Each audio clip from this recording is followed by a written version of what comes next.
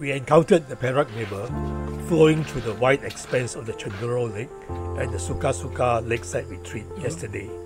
But this encounter is far more intimate and arouses deeper thoughts and feelings.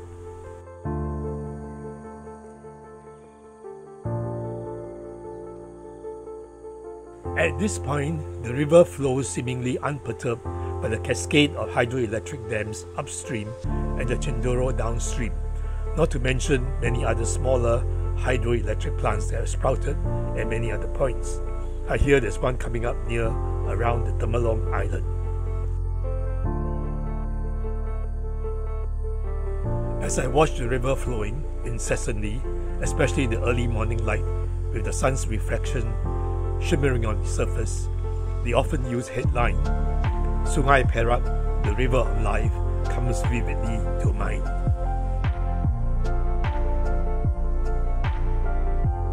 Sungei Perak was created together with the main range that rose to form the Malay Peninsula hundreds of millions of years ago. As far back as 1.83 million years ago, it supported the livelihood of wandering Stone Age cavemen in its valley. Wonder what the river was like then, possibly faster flowing without the dams and the large lakes that have been created.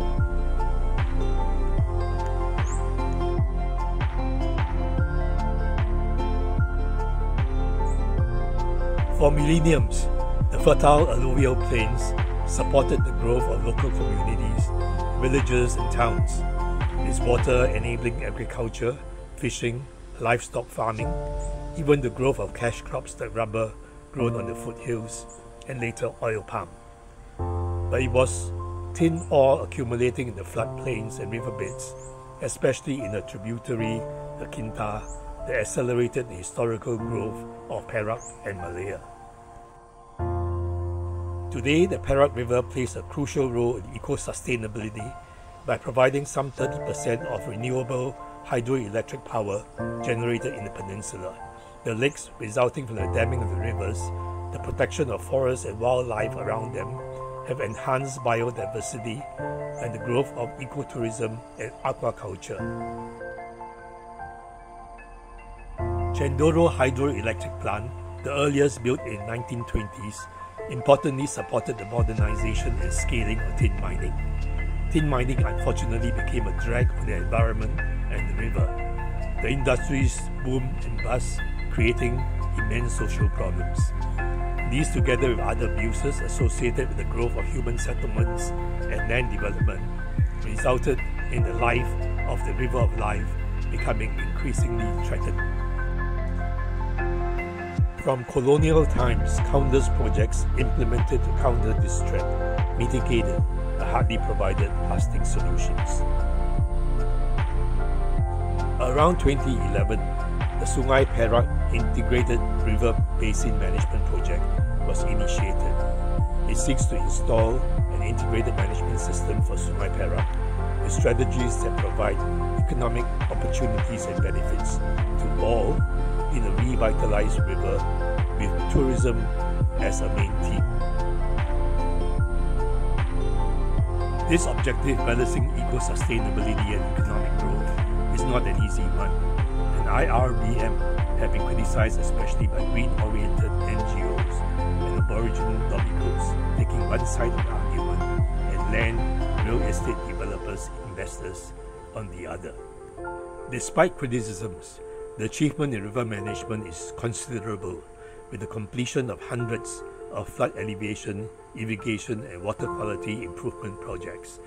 Sungei Perak now provides 45% of Perak's raw water, and supply is projected to reach up to 1,500 million litres per day, which meets the needs in northern Perak and the whole of Penang. Despite its muddy look, especially after rains, more than 80% of rivers in Perak are categorized as clean, according to the Environment Department. There are a total of 150 water quality monitoring stations set up along 68 rivers in the state. Riverbanks are now better protected against erosion, contamination, and in many parts around major towns like Kuala Kangsar, Ipoh, Teluk Intan and Bagan Dato, beautified with river esplanades and parks. We leave our thoughts about the river assured that it will be exploited well and sustainably into the future.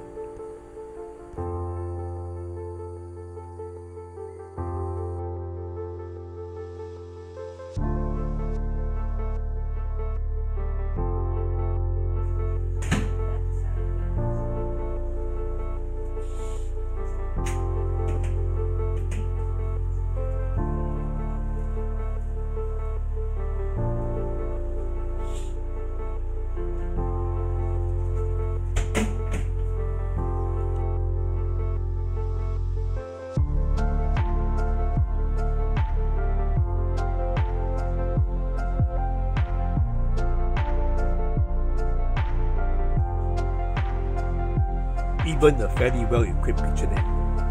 And this pail, so thoughtful and useful.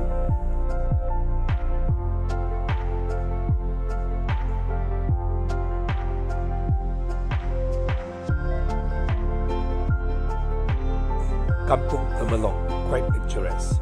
Other than a few Instagram mentions and images, not much is written otherwise. Saw a mention that it is an old village with nice colonial-age Malay bungalows. The forthcoming hydroelectric plant near Temelong Island seemed to have gotten more publicity.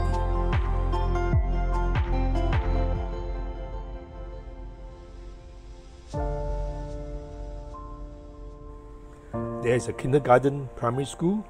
Looks like there's more to the demography than I think. This roti canai store by the river is our best find this morning. It's actually prominently shown on the Google Maps. We didn't notice.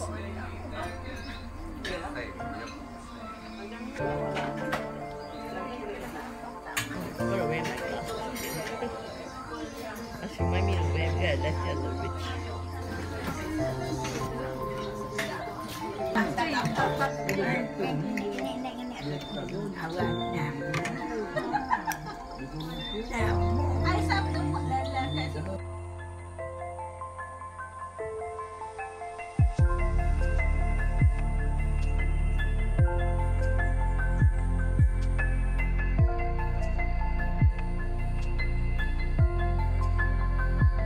The river, second longest in the peninsula, flows over 400 kilometers in a 15,000 square kilometer catchment that covers 70% of the state land.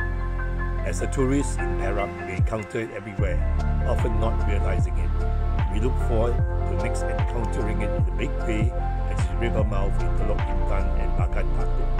Hope to see you there too.